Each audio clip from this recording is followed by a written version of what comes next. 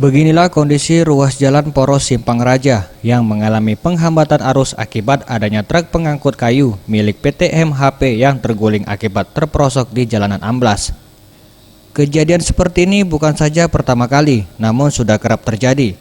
Hal ini akibat tonase truk pengangkut kayu tidak kuat menahan jalan. Kepala Dinas Perhubungan Kabupaten Pali, Sunardin, meminta pihak perusahaan untuk segera mengevakuasi kendaraan tersebut karena jalan poros ini cukup ramai dilalui kendaraan, baik roda 2 maupun roda 4. Dan meminta pihak perusahaan untuk mengebut perbaikan jalan tersebut yang saat ini tengah dikerjakan.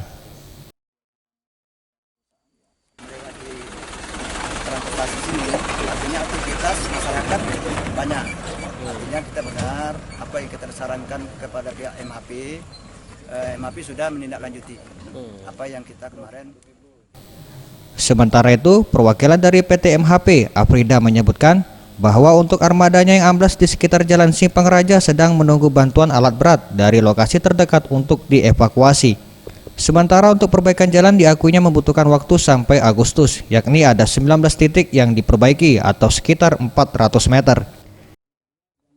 Divisi konstruksi PT MHP, ya kita sudah ada plan, mungkin target kita bulan Agustus sudah terrealisasi semua. Kita sudah identifikasi ada 19 poin titik kerusakan. Ini termasuk kita dalam proses perbaikan. Yang kini sudah memang posisi sudah parah, kita timbun kemarin. Boris Simbolon, Sriwijaya TV.